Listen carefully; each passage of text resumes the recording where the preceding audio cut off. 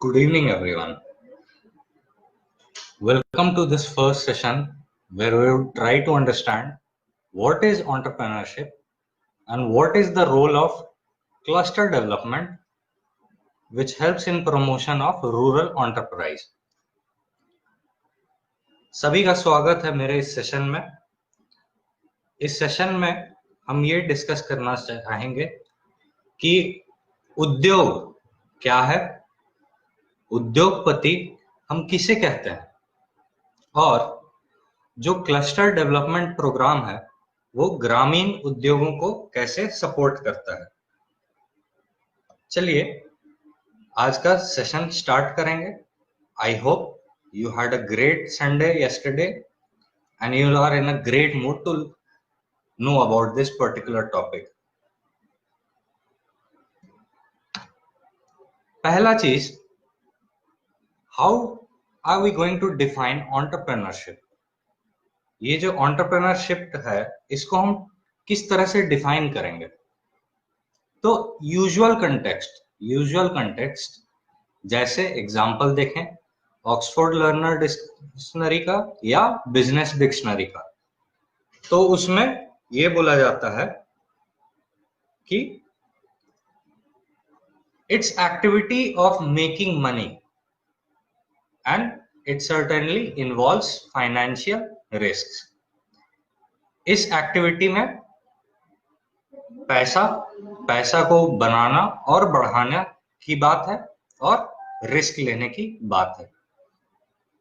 साथ ही साथ अगर बिजनेस डिक्शनरी में भी देखें तो वहां भी इसी तरह का सिमिलर कंटेक्स्ट है, to develop, organise and manage a business venture which comes along with certain risks to make profit.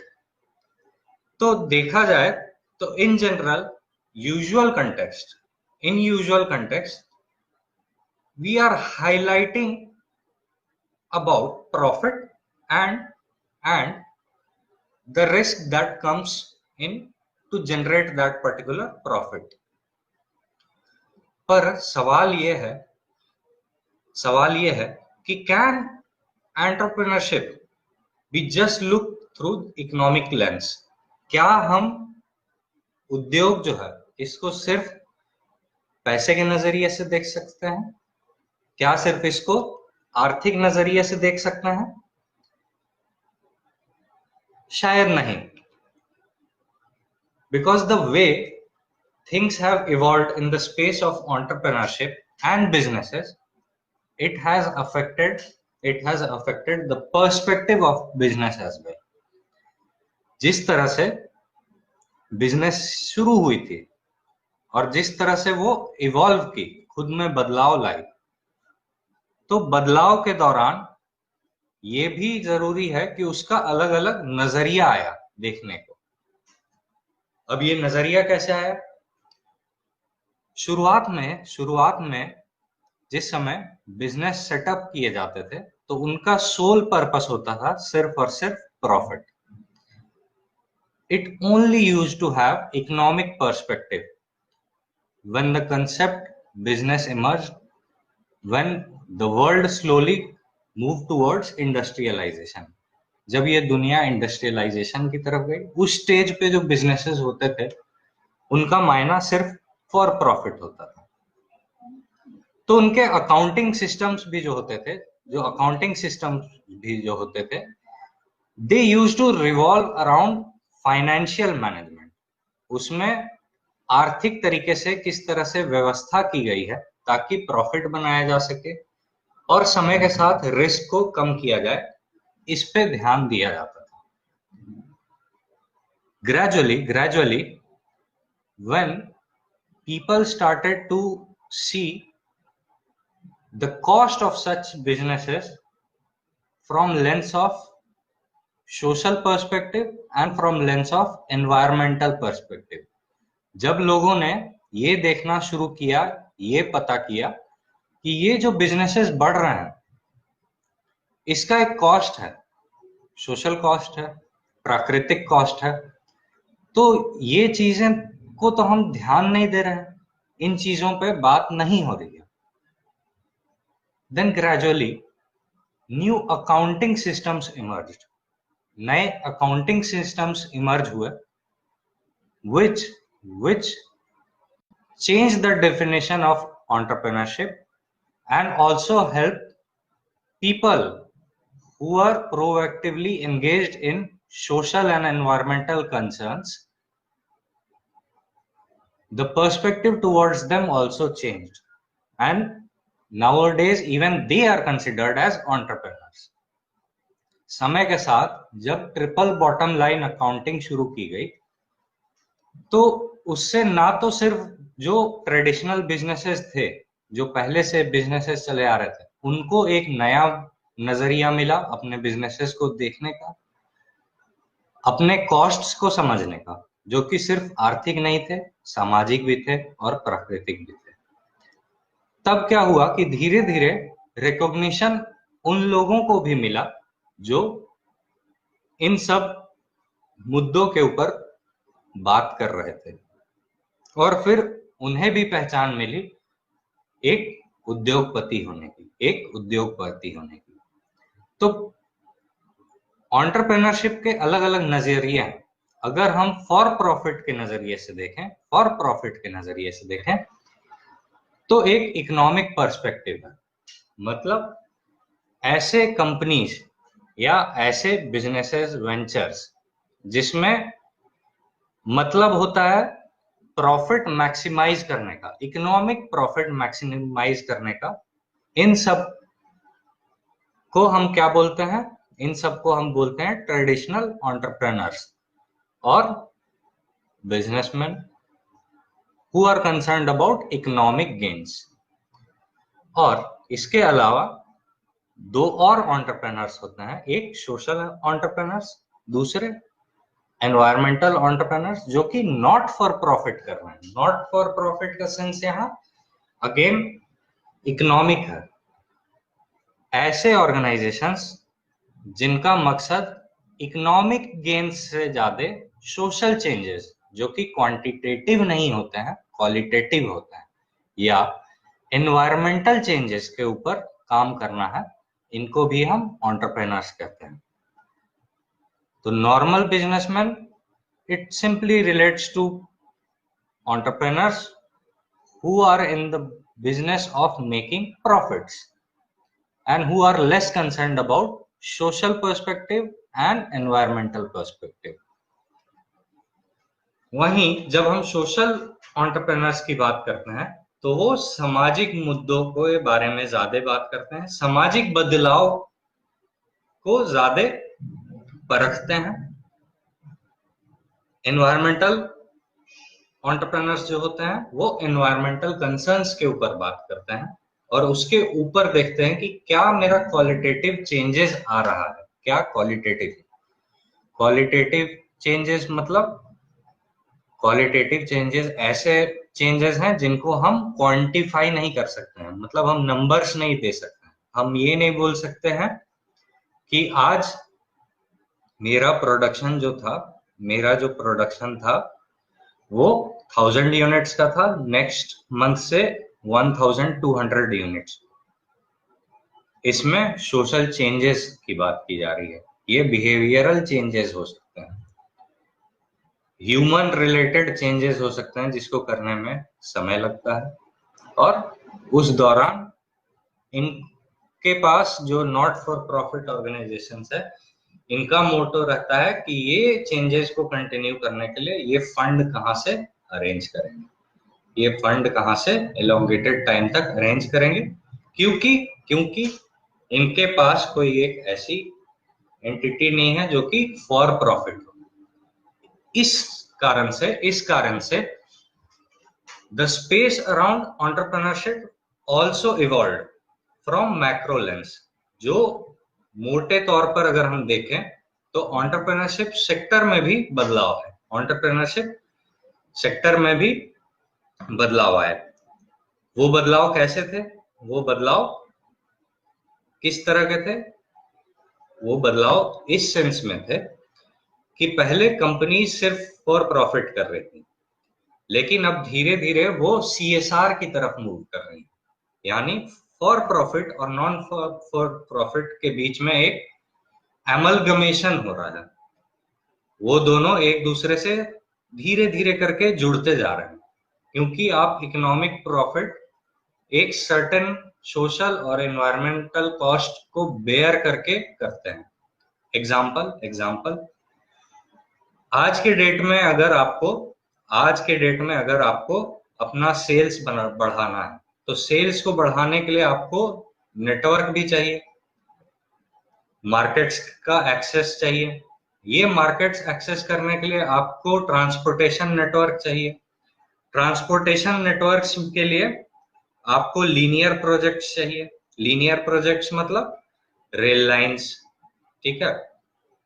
Rail lines जहां भी बनेगी वहां पे ऐसा हो सकता है कि वो आप लैंड एक्वायर करेंगे।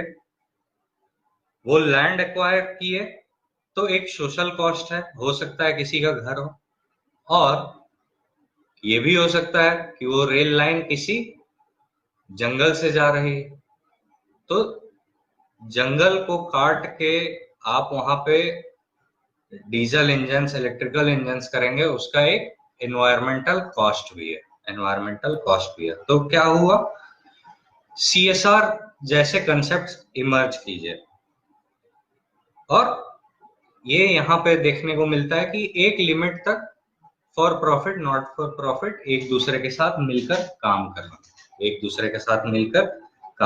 है। दूसरी तरफ देखें जहां पे ये कोलैबोरेशन हो रहा है, ये कोलैबोरेशन फॉर प्रॉफिट एंटिटीज और नॉन फॉर प्रॉफिट एंटिटीज में हो रहा है।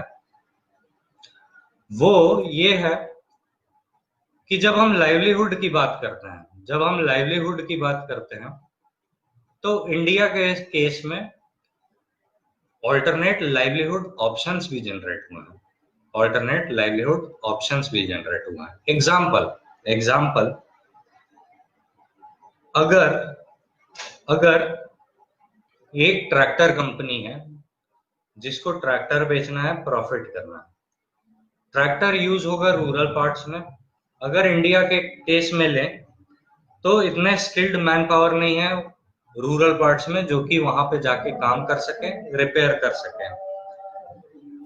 अगर ये काम रुक जाता है तो कंज्यूमर बेस मेरा लॉयल नहीं बनेगा, मतलब वो एक टाइम परचेज करेगा, लेकिन सर्विस अगर उसको अच्छी नहीं मिली तो वो रिकमेंड दूसरों को नहीं करेगा, या दोबारा से अगर उसको ट्रैक्टर की जरूरत है तो वो आपके कंपनी का नहीं लेगा। इस जगह पे क्या किया गया कि कंपनी ने बोला कि चलिए सीएसआर एक इनिशिएटिव करते हैं जिसमें यहाँ के जो लोकल लोग हैं उनको ही हम स्किल्ड करेंगे as technicians, as people who can repair the tractors. फिर जब उनको स्किल डेवलप हो जाए तो फिर they would turn as our employees in our organization and work at our service centers। जब उनके अंदर स्किल डेवलप हो जाए तो फिर वो लोग उस मार्केट में ट्रैक्टर कंपनी को ऑपरेट करने में हेल्प कर सकते हैं। तो यहाँ पे क्या हुआ, इकोनॉमिक पर्सपेक्टिव भी मीट हो रहा है। दूसरा चीज, कुछ लोगों के लिए गांव में एक अल्टरनेटिव कमाने का जरिया भी मिल रहा है उनकी जीविका को चलाने के लिए। आगे बढ़ते हैं कि ऑन्टरप्राइज को जब हम नजरिए से देखेंगे कि ओनरशिप के नजरिए से, तो आमतौर पर अलग अलग तरह के एंटिटीज होते हैं। ये लीगल एंटिटीज होते हैं, ठीक है। लीगल एंटिटीज की बारीकियां अभी हम नहीं समझेंगे, बस ये हम समझना चाह रहे हैं कि ओनरशिप के बेसिस पे अलग अलग तरीके से बिजनेसेस कैसे ऑपरेट कर सकते हैं। पहला कि सिर्फ एक इंसान ओनर है। एग्जाम्पल किसी आटा चक्की को चला रहा है, मतलब गांव में उसका आटा चक्की का दुकान है, वहां वो आटा पीसता है, लोगों को बेचता है, सर्विस प्रोवाइड करता है और वही सारा डिसीजंस लेता है अपने उस दुकान का। ये होता है सोल ओनर, जिसके लिए एग्जाम्पल आप समझ सकते हैं कि प्रोप्राइटरशिप है। लेकिन जहां एक से दो लोग आते हैं वहां पे आपका बिजनेस बड़ा भी होता है और रिस्क डिवाइड भी होता है। एग्जाम्पल, आप एक आटा चक्की एक गांव में चला सकते हैं, लेकिन यही आटा चक्की अगर आपको अलग अलग जगह पे अपने स्टेट में करना है, अपने राज्य में करना है, तो आप अकेले इतना बड़ा रिस्क नहीं ले सकते हैं। फॉर एग्जाम्पल, आपको अगर इस लेवल पे ऑपरेट करना है कि आप पूरे अपने स्टेट को सर्विस प्रोवाइड कर सके, तो इसके लिए जरूरी है कि आप इन्वेस्टमेंट करें मशीन्स पे, प्रोडक्शन पे, मैन पावर पे। तो वहां पे अकेले इंसान अगर इतना बड़ा इन्वेस्टमेंट रिस्क लेगा तो उसका इफेक्ट उसके ऊपर मेंटली है, फिजिकली है, जो कि शायद वो बेयर कर सके, शायद ना भी कर सके। इसलिए क्या किया जाता है कि एक से ज्यादा लोगों को मिलके कंपनीज बनाए जाते हैं। जैसे प्राइवेट लिमिटेड कंपनीज के अंदर शेयर होल्डर्स होते हैं, और इन कंपनीज में कुछ लोग हो सकते हैं जो कि मेजर शेयर होल्डर हो और बाकी लोग माइनर शेयर होल्डर्स। जो लाइवलीहुड है, ऐसे केसेस में ज्यादातर कोऑपरेटिव नामक इंस्टीट्यूशन को फॉर्म किया जाता है। कोऑपरेटिव नाम की लीगल एंटिटी के साथ किया जाता है। वहां पे शेयर होल्डर्स जैसे मेंबर्स होते हैं, इनकी भी शेयर होल्डिंग होती है, इनके मेंबर्स होते हैं। चलिए आगे बढ़ते हैं कि ग्रुप में बिजनेस की जरूरत क्यों है। तो पुराने एग्जांपल को फिर से यहां थोड़ा एलैबोरेट करते हैं। किस पर्सपेक्टिव से? 3 पर्सपेक्टिव है मेजर। एक पहला रिस्क, दूसरा स्केल, तीसरा स्कोप।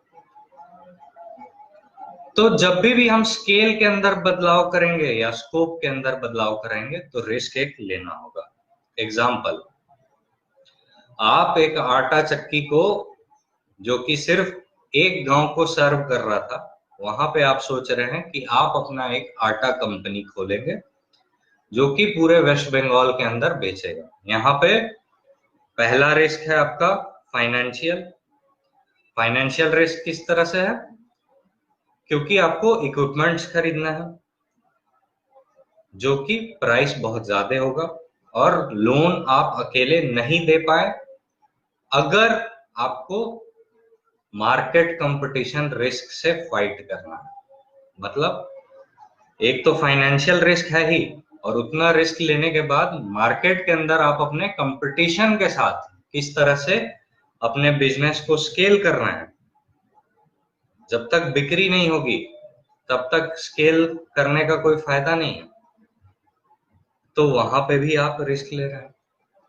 उसी तरह से आप सोचे कि आपके पास आटा तो आप कर ही रहे हैं, साथ में अगर आप पापड़ का भी बिजनेस कर लेते हैं अपने कंपनी से, तो यहाँ पे क्या हो रहा है कि आप अपने बिजनेस को स्केल नहीं कर रहे हैं, उसके अंदर एक और स्कोप का ऐड कर रहे हैं, एक और स्कोप को ऐड कर रहे हैं। यहाँ पे अगेन रिस्क है। रिस्क किस चीज का है? फिर से कंपटीशन से रिलेटेड रिस्क हो सकता है, फाइनेंशियल रिस्क हो सकता है, और साथ में सोशल रिस्क भी हो सकता है। कैसे? सपोज करते हैं यहाँ एग्जांपल लिज्जत पापड़ का। लिज्जत पापड़ जो है एक ग्रुप ओन्ड बिजनेस की तरह काम किया, जहां महिलाएं आई साथ में, वहां उनके साथ काम किया गया। उनके साथ सोशल रिस्क सबसे पहला क्या था कि घर से बाहर कैसे निकले, और घर से अगर बाहर निकलते हैं तो लोग क्या बातें करेंगे, और किस तरह से हम काम करेंगे। क्या ये काम अगर हम पहले नहीं किए हैं तो कर पाएंगे या नहीं कर पाएंगे। तो एक सोशल रिस्क भी अटैच्ड है। इसलिए ग्रुप के आने से ये सारी चीजें जो है मिनिमाइज होती हैं और ज्यादा अच्छे तरीके से मैनेज हो सकती हैं। आई होप यहां तक आपको कोई दिक्कत नहीं होगी, परेशानी नहीं होगी। In case you are having any kind of doubt, you are free to comment on this particular live session and I'll deal with those questions at end of the session. जो भी आपके डाउट्स हैं या जो भी आपके questions हैं, suggestions हैं, आप उनको प्लीज कमेंट बॉक्स में लिखिए। सेशन के एंड में मैं उन सारे क्वेश्चंस और सजेशंस के ऊपर ध्यान दूंगा।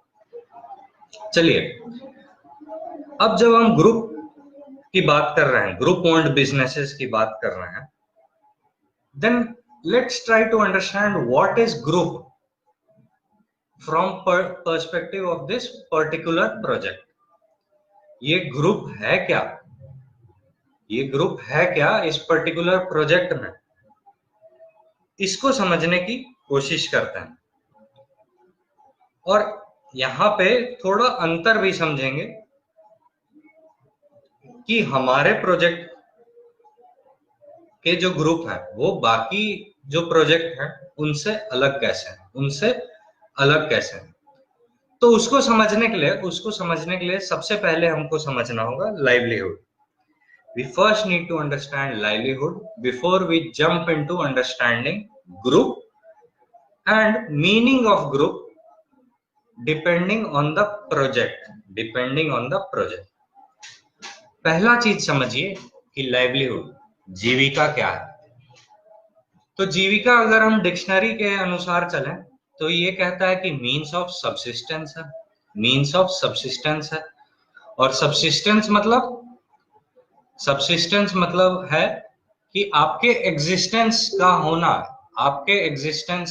होना ये जरूरी है। आप एग्जिस्ट कब करेंगे? जब आपके पास मिनिमम बेसिक नेसेसिटीज हैं। मिनिमम बेसिक नेसेसिटीज जैसे रोटी, कपड़ा, मकान आमतौर पर हम कहते हैं, लेकिन इसके इर्द गिर्द आपस में और भी फैक्टर्स हैं जो कि हमारे बेसिक नेसेसिटीज, जो कि जिंदा रहने के लिए जरूरी है, उसको इन्फ्लुएंस करती है। फॉर एग्जाम्पल, इस पर्टिकुलर केस में समझिए कि जब हम एग्रीकल्चर बात करते हैं तो सबसे पहला हमारे माइंड में आता है कि ग्रामीण क्षेत्रों में मुख्य स्रोत जो कि कमाने का है, आमदनी का है, वो है बिजनेस, खेती से रिलेटेड, और ये ट्रेडिशनल तरीके से है। तो जो हम उपज कर रहे हैं, क्या उसको बेचने के लिए आसपास गांव है?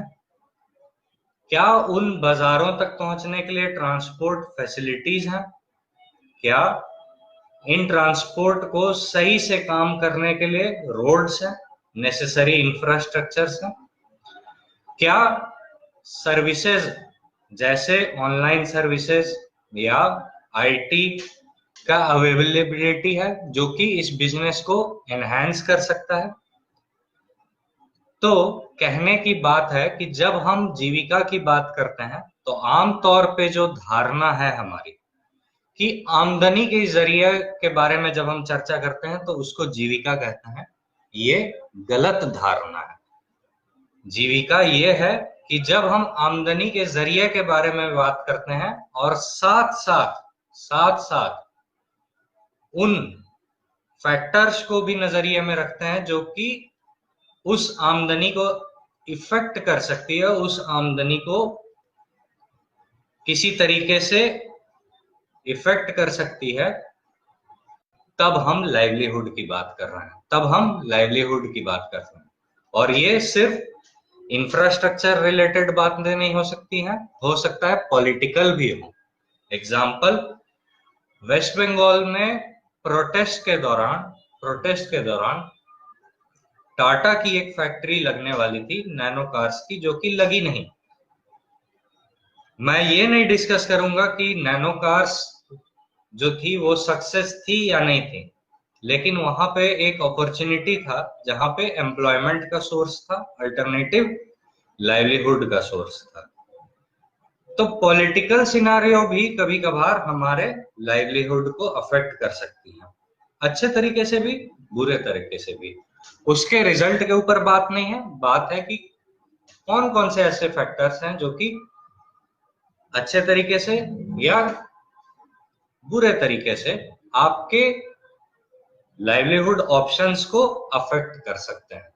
तो जीविका में ये ध्यान रखना है कि यहाँ सबसिस्टेंस की बात हो रही है, और सबसिस्टेंस की जहां बात होगी वहां पे आप सिर्फ आमदनी के जरिए के बारे में बात नहीं करेंगे, उन फैक्टर्स के बारे में बात करेंगे जो कि आमदनी को अफेक्ट कर सकती है। ठीक है, नेक्स्ट बढ़ते हैं समझने के लिए कि आमतौर पर जो लाइवलीहुड प्रोग्राम्स होते हैं, इन जनरल जो लाइवलीहुड प्रोग्राम्स होते हैं वो ग्रुप्स तक कैसे पहुंचते हैं और अलग अलग तरह के ग्रुप्स कैसे हैं। ध्यान रखिएगा, you need to understand this classification of group. ये जो अलग अलग तरह के ग्रुप्स होते हैं इनको समझना बहुत जरूरी है, क्योंकि आप जब अपने क्लस्टर को बढ़ाएंगे और लोगों को भी साथ में जोड़ेंगे तो हो सकता है पंचायत के कुछ एक्टिव मेंबर्स आपसे ये सवाल करें कि जनाब हमारे यहाँ तो पहले से ग्रुप है भी है और क्लस्टर भी है, फिर आप क्या अलग करने वाले हैं और आपको अलग से क्लस्टर बनाना क्यों है। तो इस सवाल का जवाब को हम समझेंगे, इस सवाल के जवाब को हम समझेंगे। सबसे पहले समझते हैं कि एक सबसे छोटी इकाई होती है इन जनरल लाइवलीहुड प्रोग्राम्स में, जिसको हम कहते हैं self help groups. Self help groups, ये सेल्फ हेल्प ग्रुप्स अलग अलग तरह के काम करते हैं। ये बचत का भी काम कर सकते हैं, मतलब एक छोटे से इनफॉर्मल बैंक की तरह काम करते हैं जहां लोग पैसा जमा करते हैं और जरूरत के समय उसे इस्तेमाल करते हैं। या फिर ये किसी तरह के इकोनॉमिक एक्टिविटी में भी इंगेज हो सकती है। इनका हो सकता है एक मेस चलता हो जो इसमें के तहत मिड डे मील्स प्रोवाइड किए जाते हैं, या किसी सोशल एक्टिविटी में हो, जैसे शराबबंदी का प्रोजेक्ट इन्होंने ले रखा हो, या किसी एनवायरमेंटल काम को भी आगे बढ़ा रहे हो, जैसे पर्यावरण की रक्षा। उत्तराखंड जैसे जगहों पे ये देखने को मिलता है कि डिफॉरेस्टेशन हो रहा है, जो वृक्ष हैं लगे हुए हैं उनको काटा जाता है इलीगली तरीके से, तो वहां पे भी छोटे छोटे ग्रुप्स मिलके जंगल को प्रोटेक्ट करते हैं। तो ये आमतौर पर किसी भी तरह का काम में एंगेज्ड हो सकते हैं, और ये अलग अलग कलर्स समझ लीजिए डिनोट कर रहे हैं उनका अलग अलग तरह का काम। तो एक गांव के अंदर ऐसे कई ग्रुप्स हो सकते हैं, और इन ग्रुप्स को जब हम जोड़ देते हैं तो हम इनको बनाते हैं फेडरेशन।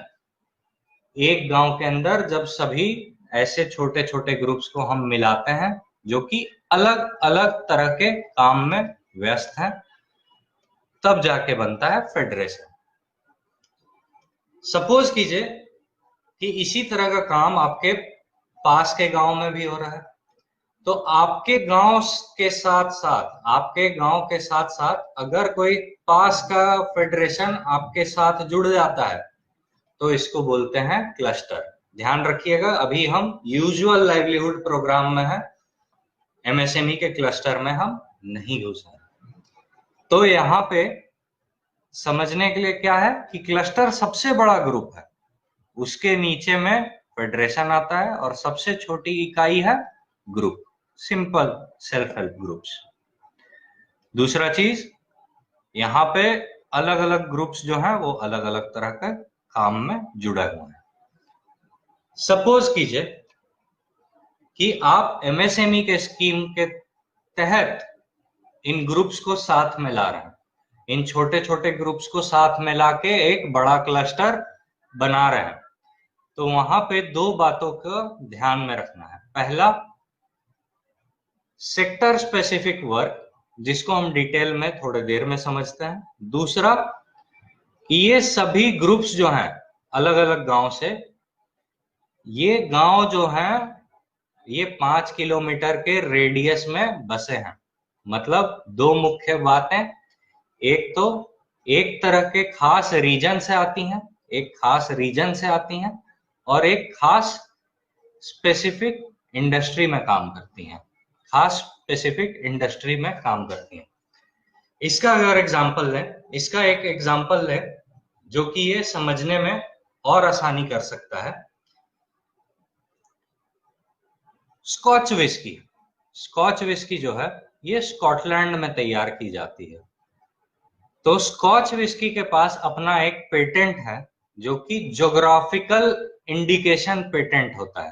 कहने का मतलब एक सर्टेन ज्योग्राफी में एक तरह का काम करने वाले लोग। तो स्कॉच विस्की स्कॉटलैंड में बनती है और एक ही तरह का वो काम डिपिक्ट किया जा रहा है, इसलिए उसको मिलता है ज्योग्राफिकल इंडिकेशन पेटेंट भी। ठीक है, तो ये एक बहुत ही कॉमन एग्जांपल लेके समझाया गया है। इसका एमएसएमई से कुछ नहीं लेना देना है, ये बस इस तरह से समझा रहा है कि कैसे एक रीजन पे लोग एक तरह का काम कर सकते हैं, एक रीजन के लोग एक तरह का काम कर सकते हैं। अब सेक्टर स्पेसिफिक क्लस्टर का अंतर समझते हैं। देखिए प्रीवियस एग्जांपल में मैंने क्या बोला कि एक गांव के अंदर अलग अलग छोटे छोटे ग्रुप्स हैं जो कि अलग अलग तरह का काम कर रहे हैं। इनको पहले जोड़ा गया, फिर इनको पास के गांव के ग्रुप्स के साथ जोड़ा गया और मिलके क्लस्टर तैयार हो गया। यही क्लस्टर देखने को वहां पे मिलेगा अगर आप गांव में जाएंगे इस चीज को प्रमोट करने, और वहां पे यही सवाल किया जाएगा कि ये क्लस्टर तो पहले से है, फिर आपका क्लस्टर क्यों चाहिए? हमारा क्लस्टर अलग है क्योंकि गांव तो अलग अलग है, गांव तो अलग अलग है, लेकिन काम सभी एक ही सेक्टर का कर रहे हैं, काम सभी एक ही सेक्टर का कर रहे हैं, एक ही तरह का कर रहे हैं। चलिए अब समझते हैं कि जब ऑपरेशंस होता है तो किस तरह से ये काम करता है। तो यहां समझ लें कि ये जो बीच की इकाई है, ये बीच की इकाई है, ये इनसे जुड़े हुए सभी गांव हैं, इनसे जुड़े हुए सभी गांव हैं। यहाँ बिजनेस की शुरुआत की गई है, यहाँ बिजनेस की क्लस्टर बनाने की शुरुआत की गई है। ये पूरा मिला के बनेगा क्लस्टर, और ये अलग अलग जो छोटे छोटे येलो डॉट्स हैं ये एक एक गांव है, एक एक गांव के अंदर अलग अलग ग्रुप्स हैं जो कि एक ही तरह का काम कर रहे हैं, जो कि एक ही तरह का काम कर रहे हैं। तो एमएसएमई के अंदर इस तरह का काम के लिए सपोर्ट किया जाता है। क्यों? क्योंकि इस तरह का काम पहला चीज तो जरूरी है रूरल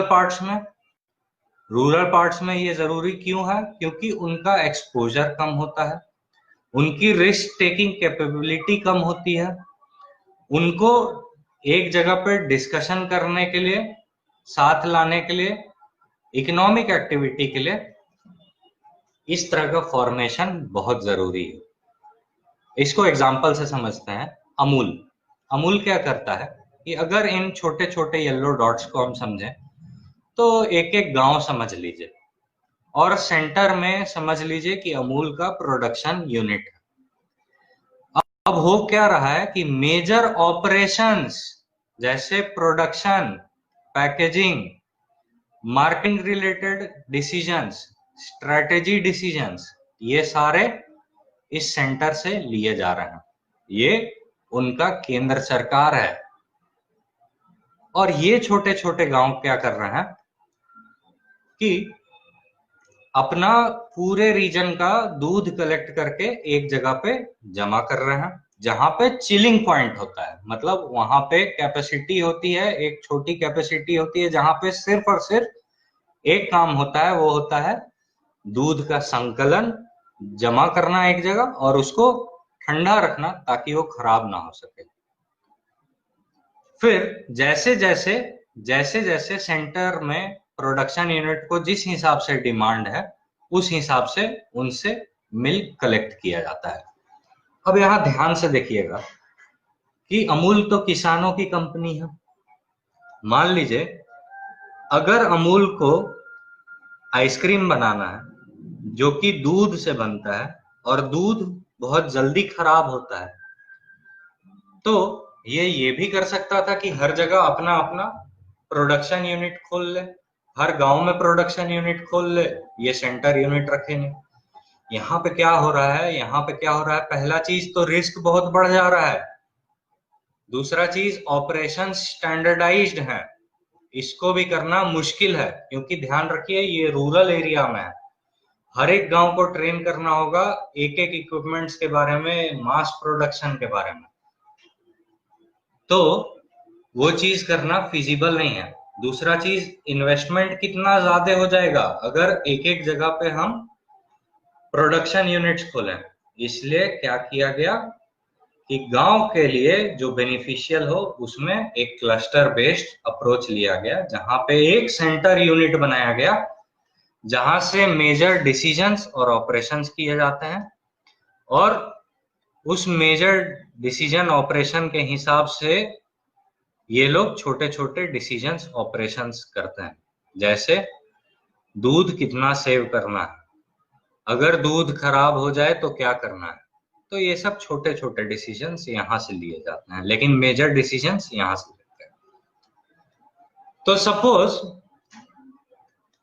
एमएसएमई के अंदर अमूल ने ये प्रोडक्शन यूनिट स्टार्ट किया है, तो उसको सबसे पहले जरूरत है कि गांव के लोगों को इकट्ठा करना, हर एक गांव में लोगों को ग्रुप्स बनाना, फिर ये सबको साथ में जोड़ के क्लस्टर बनाना, ये जरूरत है। इसका मतलब उनको ट्रेनिंग भी करनी होगी। अगर अलग अलग जगह करेंगे ट्रेनिंग तो टाइम भी लगेगा, कॉस्ट भी लगेगा, इसलिए वो ट्रेनिंग भी यहाँ किए जा सकते हैं। तो ट्रेनिंग करना होगा, यानी ह्यूमन टू ह्यूमन डेवलपमेंट। तो ऐसे जो इनिशिएटिव्स हैं, जैसे ट्रेनिंग्स करना होगा, उनके साथ बार बार बैठ के चर्चा करना होगा, स्कीम समझाना होगा, बिजनेस समझाना होगा, मीटिंग्स करना होगा। तो ह्यूमन टू ह्यूमन डेवलपमेंट के लिए जो प्रोग्राम्स होते हैं, जो एक्टिविटीज होते हैं एमएसएमई में, उसको बोलते हैं सॉफ्ट इंटरवेंशंस, और इसके लिए भी हमें फाइनेंशियल सपोर्ट एमएसएमई द्वारा दिया जाता है। उसी तरह से अगर हमें यहाँ सेंटर यूनिट पे एक ऐसी फैसिलिटी बनाना है which is common to all, जहां पे रिसर्च एंड डेवलपमेंट जैसी चीजें हो सकती हैं, जहां पे मीटिंग्स हो सकती हैं एक बार में सभी के लिए, जहां पे ट्रेनिंग्स हो सकती हैं, तो ये बिल्डिंग या प्रोडक्शन यूनिट जो सेंटर में बनेगा, इसको बोलते हैं हार्ड इंटरवेंशन एमएसएमई के अंदर, और इसके लिए भी सपोर्ट किया जाता है। मतलब जो बिल्डिंग तैयार होगा उसको हार्ड इंटरवेंशन कहते हैं, और जो एक्टिविटीज होंगी गांव में जो कि ह्यूमन टू ह्यूमन एक्टिविटीज हैं, ऐसे एक्टिविटीज को हम सॉफ्ट इंटरवेंशंस कहते हैं। तो हार्ड इंटरवेंशन के अंदर एक बिल्डिंग बनता है, इसको हम बोलते हैं कॉमन फैसिलिटी सेंटर, और इस कॉमन फैसिलिटी सेंटर में ना कि सिर्फ प्रोडक्शन यूनिट और facility to train, facility for research and development होती हैं, रॉ मटेरियल बैंक भी होता है। अब रॉ मटेरियल बैंक की जरूरत क्यों है? ताकि आप अपने कॉस्ट ऑफ प्रोडक्शन को कम कर सकें। अगर बल्क में रॉ मटेरियल्स परचेज होंगे सभी गांव के लिए, तो सभी का क्या होगा, कॉस्ट बेनिफिट मिलेगा सभी को। एग्जाम्पल, आप टेलरिंग बिजनेस शुरू कर रहे हैं, अगर आप बल्क में लेते हैं रॉ मटेरियल्स, कपड़ा, ठीक है, नीडल्स, मशीन्स, तो आप अगर बल्क में खरीदेंगे तो आपको सस्ता मिलेगा, और ये जो एडवांटेज है ये आपसे जुड़े हुए जो लोग हैं ग्रुप्स में अलग अलग गांव से, उनको भी पहुंचेगा, उनके लिए भी अफोर्डेबल होगा। तो ये जो एक मेजर सेटअप होता है शुरुआत में, और ये बाद में जाके कैसे ऑपरेशंस करता है, ये हमने इसमें समझा। चलिए, let's look at your comments and answer your questions in case you might be having any kind of doubt. यहाँ पे सब्यसाची ने पूछा है कि ट्रिपल बॉटम लाइन अकाउंटिंग क्या है। तो ये एक अकाउंटिंग सिस्टम है जिसमें हम कॉस्ट सिर्फ ये नहीं देखते हैं कि मेरा रॉ मटेरियल का कॉस्ट कितना लगा है, ये भी कॉस्ट देखते हैं कि उसका सोशल कॉस्ट क्या हुआ है और एनवायरमेंटल कॉस्ट क्या हुआ है। एग्जाम्पल, आपकी कंपनी लेदर प्रोडक्ट्स बनाती है, लेदर प्रोडक्ट्स, तो आप इन जनरल क्या करेंगे, अपने कॉस्ट में इंक्लूड करेंगे रॉ लेदर वगैरह लाना, ट्रांसपोर्टेशन में उसका कितना खर्चा हुआ, फिर जो लेबर्स हैं जिनको स्टिचिंग करना है, उसको प्रोडक्ट तैयार करना है, उसका कॉस्ट।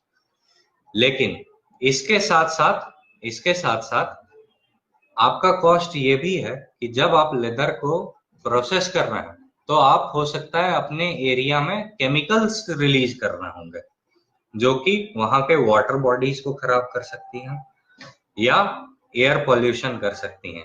एग्जाम्पल, उत्तर प्रदेश में अगर आप केसेस देखेंगे लेदर इंडस्ट्री को लेके, गंगा के केस में और ताजमहल के केस में, तो ये बहुत ही रेलेवेंट एग्जाम्पल मिलेगा। तो इसका मतलब मेरा कंपनी किस तरह से काम कर रहा है उसमें एक एनवायरमेंटल कॉस्ट, और अगर ये एनवायरमेंटल कॉस्ट है एक नदी के ऊपर, तो उस नदी पे डिपेंडेंट पानी पीने के लिए, कपड़ा धोने के लिए, दिनचर्या के अलग अलग काम करने के लिए कई लोग जुड़े हुए हैं जिनके ऊपर एक सोशल हार्म भी है, सोशल कॉस्ट, मतलब उनको अच्छा पीने को पानी नहीं मिलेगा। तो क्या हम ये सब कॉस्ट को कंसिडरेशन में ले रहे हैं या नहीं ले रहे हैं? और अगर ले रहे हैं तो इसी को बोलते हैं triple bottom line accounting system. ठीक है, चलिए, तो इसके अलावा यहाँ पे कुछ भी डाउट्स नहीं है। So I hope you like this particular session. We'll continue this session from tomorrow onwards. There we will try to understand the scheme of MSME again in bit elaborate manner. हम थोड़े elaborate तरीके से MSME का जो scheme है और अलग अलग सपोर्ट जिनको आज हम थोड़ा जनरलाइज तरीके से समझ रहे थे उसको समझेंगे। Then we will also understand stages of development from a group to a cluster which is understanding business, to a cluster which is understanding the business and managing the business as well. हम कल से ये कोशिश करेंगे कि MSME के scheme को थोड़ा बारीकी से समझें और साथ में समझें कि ये प्रोजेक्ट में अलग अलग स्टेजेस पे किस तरह से ग्रुप आगे बढ़ेगा। पहला नया ग्रुप, फिर वो ग्रुप बनने में टाइम लगेगा, ग्रुप बन गया तो उसको बिजनेस समझ में आने लगेगा, और बिजनेस समझ में आने लगा तो थोड़े दिन बाद वो उस बिजनेस को मैनेज कर पाएगा। So join us, so please join us, and thank you for supporting Swadhin for this particular initiative. We'll keep bringing these topics related to cluster development, and we will also bring entrepreneurship development modules. हम कोशिश करेंगे आपका सभी को ऐसी बातों को पहचाने का जो कि क्लस्टर से रिलेटेड है, और क्लस्टर में उद्योग को डेवलप करने के लिए जो नेसेसरी स्किल्स हैं, नेसेसरी ट्रेनिंग्स हैं, वो भी हम प्रोवाइड करेंगे। So stay connected with us. आप सबका बहुत धन्यवाद है कि आपने इतना सपोर्ट किया, आगे भी करते रहिए। Stay connected, stay safe at your home. I hope your family is in good health, and keep joining us for next live sessions. Thank you so much.